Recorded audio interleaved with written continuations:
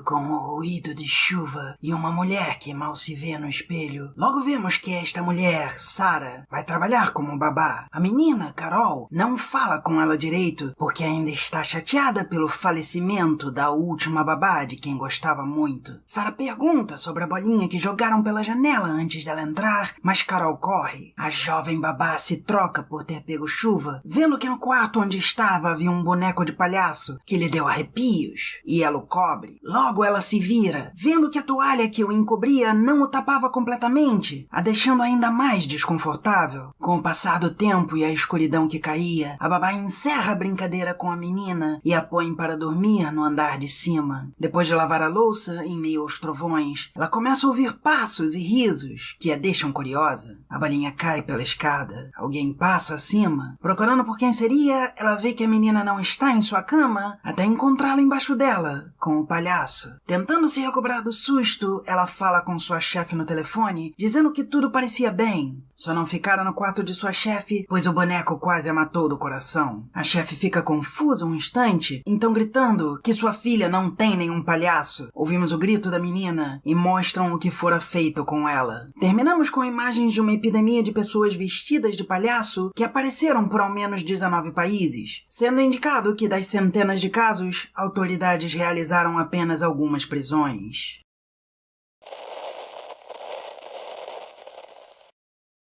Durma Bem tem uma ambientação boa no geral. Talvez seja um pouco cerulho demais, mas ao mesmo tempo eu não fiquei indignado com quão índigo era. O áudio, por sua vez, foi por demais tempestuoso. Nos momentos em que não precisamos ouvir nada, a chuva ajuda a nos deixar inquietos. Mas quando temos que ouvir, especialmente quando a babá fala com sua chefe, mal dá pra escutar quando as trovoadas estão mais fortes. Eu sei, a ideia é cortar os efeitos para mostrar o momento de clareza para a revelação, mas isso não quer dizer que o momento anterior não seja importante. Pessoalmente, a premissa não me funciona bem. Um boneco tamanho adulto já não é verossímil, mas eu até dou o benefício da dúvida pelos sapatos. Ninguém usaria isso. Claro que não é um adulto. Os ângulos de câmera realmente são bastante efetivos em dar vida a esse brinquedo, mas ele já não parece um brinquedo. Então só parece que a babá está sendo burra. Burrice de filme de terror, sim, mas ainda assim burra. Por exemplo, se não tivéssemos aquela visualização do tamanho dele, talvez funcionasse melhor. Ou quem sabe se a camisa dele fosse bem mais colorida, como um palhaço usaria. Poderia funcionar. Isso tudo reduz o impacto da revelação no final. Eu diria que está clara desde o começo do curta e confirmada por esses vários ângulos. E como diabos a garota teria levado ele pro quarto? Ou você está dizendo que ele foi pra lá, a babá notou lá de baixo, mas a garota não? E se ele se move, como ele estaria imóvel quando a babá chega lá, sem a menina querer que ele se mova como se movia um instante antes? Eu ainda dou um crédito pelo resultado, que pareceu algo realmente horrível. O que realmente torna esse culto enfurecedor são as imagens no final. Primeiro, porque parece uma justificação a posteriori de por que você deveria ter medo desse palhaço. Alguém falando, você viu o que está acontecendo com palhaços? Não é bom, mas ao menos você estabelece que o problema é maior nesse mundo. Só que, segundo, eles estão literalmente sugerindo que aquela coisa realmente assustadora, que foi investigada e não deu resultados, seria, na verdade, algo terrível, que pode acontecer de novo e que você deve se preocupar. Não se diz apesar de, senão para argumentar que deveria ter sido diferente. Além, claro, de estar sugerindo a ineficiência das autoridades. Aquilo tinha que ser terrível, as autoridades é que não fizeram seu trabalho. Eu devo dizer que isso não era impossível de ter sido melhor feito. Palhaços assustadores não levaram à prisão não implica que atos terríveis são impossíveis, mas que não era algo realmente ruim, só assustador. Se essa fosse a exceção, poderia ter sido muito melhor. Não importa que você homenageie o boneco de Poltergeist, se você diz, fique atento pro caso de haver uma exceção, sem demonstrar que uma exceção é possível. Um comentário sobre criminosos usando essa onda de trolls, ou se aquela notícia fosse sobre criminosos presos vestidos de palhaço, algo que não esperasse que entrássemos em pânico à toa.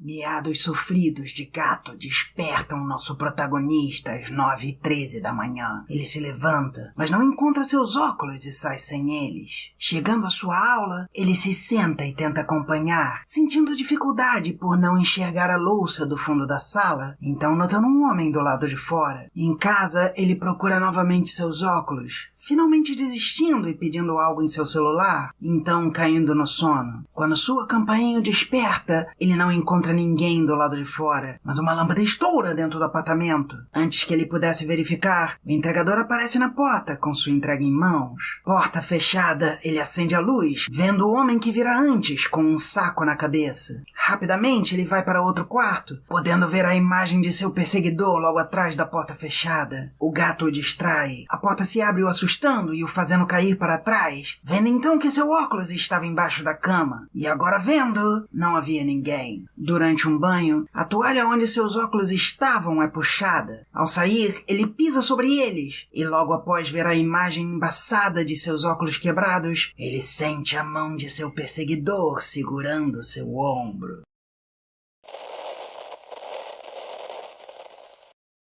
Miopia conta com alguns momentos bem executados, especialmente o final, embora perca um pouco de seu impacto por algumas decisões que parecem menos que planejadas. Existe algum esvaziamento no começo, por exemplo, mas nada tão ruim, e eu gostei da implementação do título. O problema é termos mais de 1 minuto dele andando para chegar à sua aula e voltar. Em meio a isso, vemos sua visão desfocada e talvez demonstrasse seu desconforto, mas é pouco desfoque para muito andar, seguido de um pouco de desfoque na aula, onde o desconforto parece mais ser só dificuldade. E se você não ia enxergar, você foi pra aula pra quê?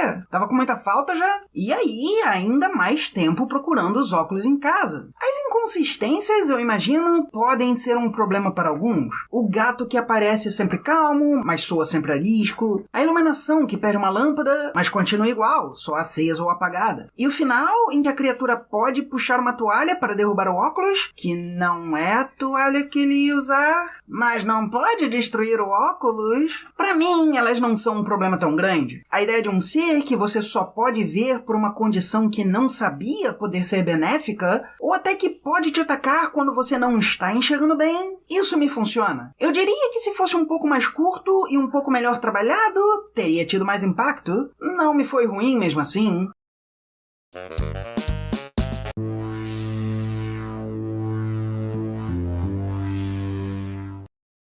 Uma garota anda na névoa. Em uma casa, após ver sua amiga parada na porta sem motivo e sem falar nada, um rapaz fica confuso ao vê-la sentada junto dos outros. Título, estrada e música. Sentados à mesa, a garota, agora trajando uma camisa escura, conta seu sonho. Nele, ela era perseguida em um túnel, e quando quase conseguia sair dele, tudo recomeçava. Outro dos amigos conta ter tido um sonho parecido, em que alguém vinha atrás dele, e ele tropeçava quando estava se afastando, o que fazia o sonho recomeçar. Uma terceira amiga fala então de seu sonho, em que escova o dente, vai para a cama, e sua porta do quarto se abre. Ao levantar para ver a porta, ela se fecha e seu urso de pelúcia surgira em cima de sua cama, o que é seguido do sonho recomeçar e ela ouvir música. Um quarto amigo, cético, diz que deve ser tudo apenas coincidência. Um quinto, então, falando de seu sonho, que teria sido muito pior. Mas ele é interrompido quando a terceira amiga diz estar ouvindo a música de seu sonho, quando os amigos avistam pessoas idênticas a si, trajando branco, que vão em sua direção com estranhos movimentos enquanto eles correm, nos deixando apenas uma luz vermelha.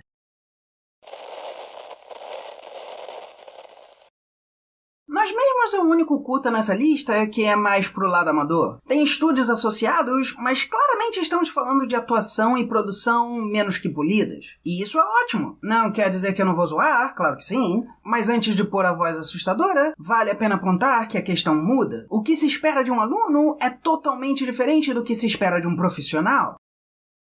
Sendo este um curta mais amador, eu não esperaria uma atuação perfeita, mas eu devo dizer que, em sua maioria, ela funciona bem. Todos parecem estar falando de forma bem natural. O roteiro poderia ser um pouco melhorado, o terceiro sonho destoa bastante, sem haver uma perseguição e tratando de objetos que se movem. Esse anjo com cara de Weeping Bell é uma distração grande pra mim, mas a ameaça ser o presidente da China realmente parece estranho. O sonho que seria pior do que todos os outros, porque o cara sonhou que não conseguia achar comida, realmente não me funciona. Mas talvez a noção de que algo ocorreu, todos terem sonhos que reiniciam como se estivessem presos no TikTok, ser comparada com teísmo tenha sido a pior. Você acredita em Deus?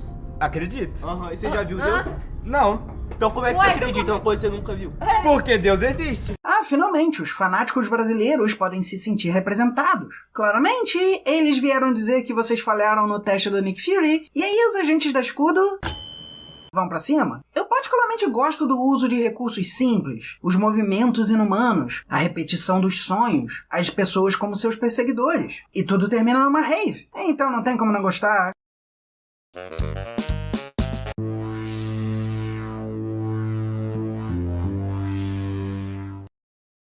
Começamos com uma mulher suspirando enquanto ouvimos sobre estar exausta. Ela toma seu remédio e se deita, acordando no meio da noite e sentindo seu corpo paralisado, buscando seu quarto com os olhos até ver uma silhueta que se aproxima e então acorda. Ela relatava para seu terapeuta que diz ser algo normal para sua condição, terminando por aumentar sua dosagem quando ela insiste. Em seu escritório, quando seus olhos se fecham, ela sente as mãos da silhueta em seu rosto, acordando e começando a pesquisar sobre sua condição, vendo várias imagens aterrorizantes. Após sair com outros e voltar para casa, ela toca seu teclado até cometer um erro e decidir ir dormir. Mas antes que conseguisse, ela vai para sua sala, onde bebe, come e usa seu celular até cair no sono. Abrindo seus olhos, ela vê a silhueta surgir em vários pontos da sala até dar-lhe a mão, que ela pega tremendo, sendo puxada para cima, quase alegre, até perceber o que ocorria.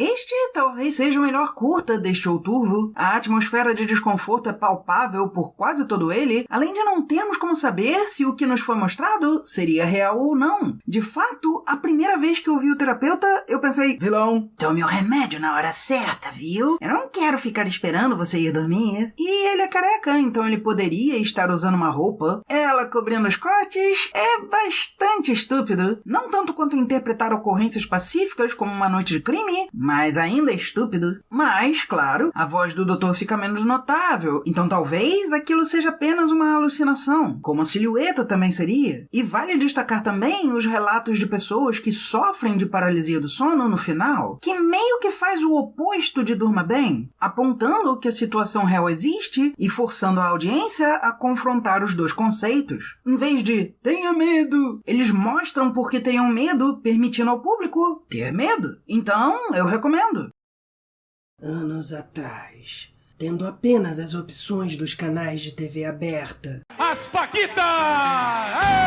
programas não precisavam fazer muito esforço, competindo apenas entre si. Shows de fim de semana contavam com um auditório e não se importavam de estar copiando ideias. Bastava segurar a audiência, então não importava o que era apresentado. Eu errei.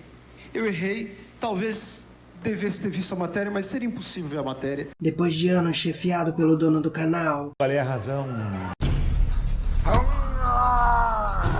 o domingo do SBT seria mudado para introduzir um programa com um apresentador que começara a fazer sucesso sábado à noite. E assim nasceu o Domingo Legal.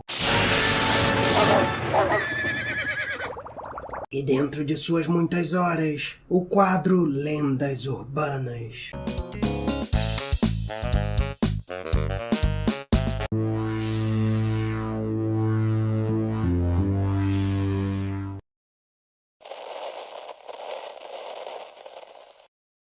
Depois de uma vinheta bem anos 90,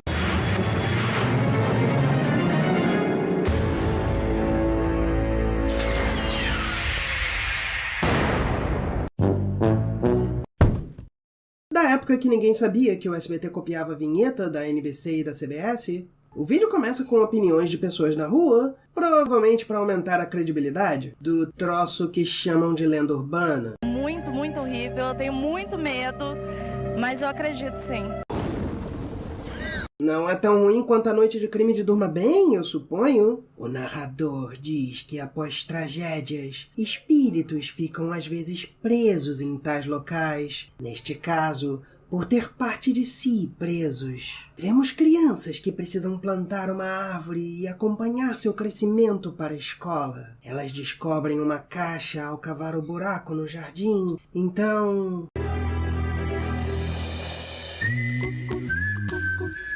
plantar árvore... reggae? Bom, a planta quer água, né? Naquela noite, o garoto brincava com a caixa que encontrara, indo então dormir. À noite, ele acorda e decide esconder a caixa em um armário. O espírito então surge, entrando na casa, gritando que eles devem ir embora de lá. Vai embora daqui! Vai embora daqui! Enquanto a caixa emana uma luz intensa. A mãe do menino o acude de toalha, dizendo que tudo foi um pesadelo. Horas depois, a caixa se abre, caindo dela um pergaminho.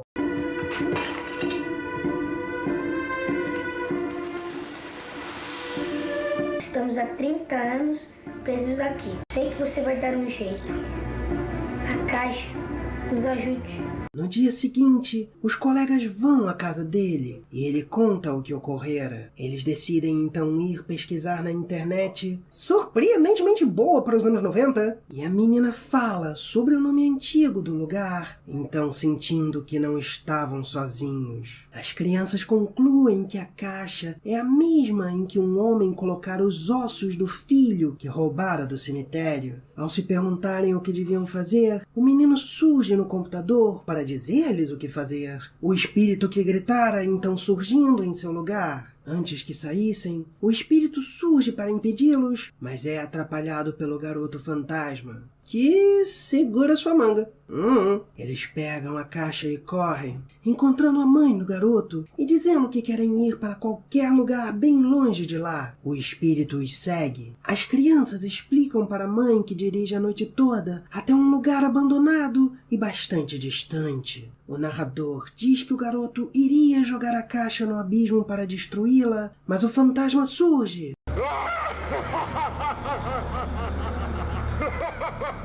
Deu certo. A alma aprisionada do menino finalmente se libertou da caixa onde estavam os seus ossos. Não, piora. E o espírito do homem-fantasma? Calma, garota. O narrador vai responder. A alma do homem-fantasma teve um destino bem menos feliz que a do seu filho.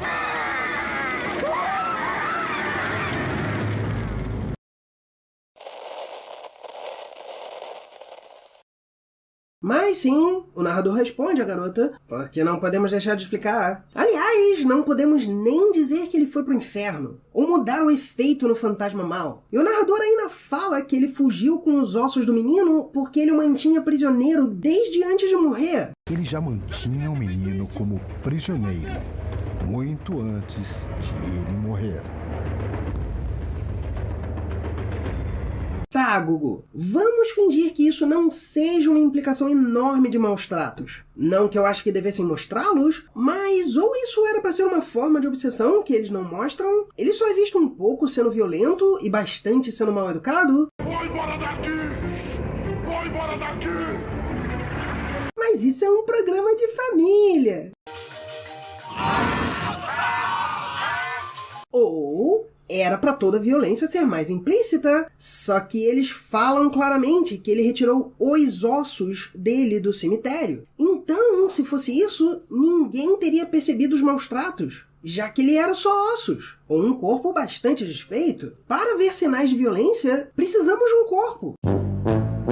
E se ele já estava enterrado, ninguém percebeu. Então, se não era obsessão e não era violência, acabamos com a imbecilidade de o erro mesmo dele foi não seguir tradições cristãs. Eu não devo ser o único que vê o paralelo entre ossos antigos em uma caixa e restos cremados de algumas tradições, né? O maior problema pra mim é a tentativa de legitimidade. Eu não tenho problema em ver essas histórias como parte da cultura, ou ter uma visão do sobrenatural para se divertir, mas isto era visto em um programa de auditório, depois de passar a ideia de que pode ser real. Fala, Gugu, e que traz uma curiosidade da maior importância para o seu programa. Hoje o nosso programa estourou no tempo, mas eu acho importantíssima a opinião dos três senhores. Eu errei. Se o problema não está claro, basta ver Diogo Paródias reagindo a um documentário que dizia que surfistas de trem estavam fazendo aquilo só para se divertir e atrasavam os outros. Quando o surfista morreu no ramal de Japeri em cima de um trem, o ramal todo parou na hora de grande movimento. Tivemos 10 trens depedrados, 2 dos quais incendiados, várias estações depedradas. Por causa de o quê? De um bonitinho que foi morrer em cima do trem. É fácil se deixar levar por informações selecionadas? E na porta, ferrando na porta, porque muita gente... Se um trem cabe 30 pessoas dentro acomodadas e tem 40, você quer se socar ali dentro pra caber e você cai do trem? A culpa é do trem? Mas se você usou aquele terrível sistema de trens que nem deveria existir mais, você sabe que nada é bem mantido, trens sempre atrasam e nunca foram suficientes e nunca tiveram nem perto da segurança necessária. Aí quer dizer que você vai pegar aquele ônibus e aí 3 ônibus seguidos tá cheio. Você vai fazer o quê? Vai ficar esperando? Ou, para um exemplo do mesmo programa, eles mostraram alguém com identidade protegida que teria encontrado um chupa-cabra, para na semana seguinte admitir que o que eles tinham era um crânio de arraia. Eu errei. Mas é legal, porque pode ser um mistério. Não, essa parte foi desmentida assim que alguém viu o que era na TV. Ou seja, o programa não fez sua jurisprudência. Mesmo se você tiver em mente que tudo isso é só uma história, ainda bem mal feita. A atuação das crianças ainda poderia ser perdoada, já que foi feito há tanto tempo, mas só o fantasma é passável. Sei que você vai dar um jeito. A caixa nos ajude. Caixa? Será a caixa que eu achei no jardim? Você ficou impressionada com a história. Vê se tem mais notícias aí, Lucas. A produção em si não é nada bem feita. É tudo tão básico. E essa era uma diferença comum entre produções globais e outras na época. Tudo parece escuro demais, mal iluminado. Fora o corredor, porque tem mulher seca de toalha. Não é só que os efeitos são pouco elaborados para hoje em dia. Nada impede que esse efeito seja menos intenso, ou que a caixa tenha um efeito semelhante, em vez de parecer ser um dragão por algum motivo. Aliás, quando o fantasma do garoto aparece, ele parece mais escuro, enquanto o antagonista está radiante. Quase sempre seria o inverso, já que a criança é a boa. Eu até poderia chutar um motivo, como ele estar dentro da caixa ou enfraquecido, mas não há sequer menção disso. Então eu não tenho como achar que é um motivo pensado. Minha família deve desse lugar. O da caixa, mas eu não entendi. E se a gente pesquisasse na internet? Pra ver se a gente acha alguma coisa. Pois é, Construindo um Sonho, a versão do Domingo Legal de um quadro que se repetia em mais de um canal, é mais importante que a atmosfera se manter boa. Tudo isso sem contar o roteiro terrível. O narrador fala sobre espíritos estarem presos na caixa, mas só vemos esses dois. É uma filial dos 13 Fantasmas? Um deles é o garoto que precisava que quebrem a caixa. Mas se ela só abrir diferente, tá bom. Inclusive, falam sobre o abismo, o que me leva a pensar ser por isso que eles iam jogar a caixa de um lugar alto, mas aí dizem que só dirigiram sem rumo. Eles poderiam estar na mesma cidade e ser só um terreno baldio. E o cara não parece preso a ela, mas talvez estivesse procurando por ela e a sentiu quando foi desenterrada. Mas aí ele não pega a caixa e vai embora, ele grita que eles não deveriam estar ali por ter sido a casa dele quando era vivo. Então como ele não saberia onde estava a caixa? E se sabia, por que não atacaria assim que acharam? Talvez o garoto não pudesse falar, por estar de alguma forma preso à caixa, mas aí acham um pergaminho, que talvez tenha saído da caixa, mas só mais como se entrasse, quebrando a janela. É mágica, não tem o que explicar. E aí ele só aparece e fala de qualquer jeito. E vai parar o outro fantasma. A internet surpreendentemente boa da TV mal escrita é talvez o pior dos tropos. Sabe, aquela internet que era basicamente um sistema de buscas de biblioteca, mas ao mesmo tempo todo mundo consegue usar perfeitamente, além deles também terem a ajuda de um comentário particularmente bom do pai da garota, que sabia o nome do lugar antes de ser um condomínio. Aí o menino fantasma fala o que eles têm que fazer, porque escrever Seria difícil? Ele seria uma daquelas pessoas que gravam áudio pra tudo em vez de escrever. E logo depois, o pai dele aparece pra confirmar que ele não quer que tirem a caixa de lá, ameaçando eles. Então, se você precisa fugir de um fantasma, é só alguém pegar na manga dele calmamente e dar fade out. Mas não fuja pra dentro da casa. Nem todo fantasma é besta de ignorar o que disse que queria. A mãe, surpreendentemente ausente, decide dirigir com eles enquanto eles mostram que não sabem falar melhor que o pergaminho. De brincadeirinha. Não, é verdade. É verdade. Monstro. Mas eles chegam no abismo, que parece ter uns 3 metros de altura. É só terrivelmente mal feito. E se valendo de pessoas terem medo para que seja considerado algo bom, então eu nem consegui levar a sério a maior parte disso. A parte mais assustadora, a meu ver, é rever quão enganoso isso tudo foi. Todos nós podemos criar histórias de horror. E explorar as partes assustadoras da experiência humana pode ser muito interessante. Mas existe uma diferença entre se divertir com ideias fantasiosas e tentar fingir que elas seriam reais para lucrar com isso. E assim termina o primeiro Outurvo, 1 ano depois. Se você sobreviveu, aproveite esse fim de ano. Há mais lá fora para ser encontrado, e outros Outurvos virão.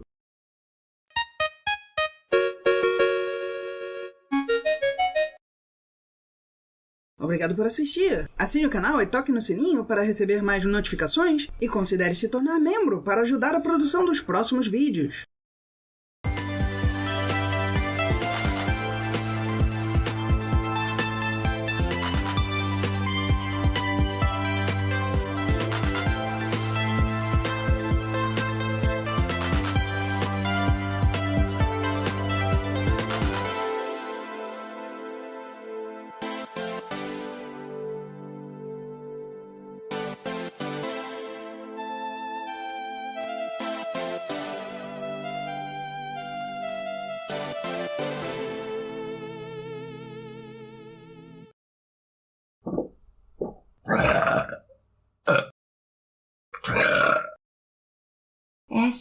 Sarinha, você quer sair no áudio? Quer? Eu boto seu mio no final, você quer? Você quer? Você saiu? Você saiu já? Não? Tá bom.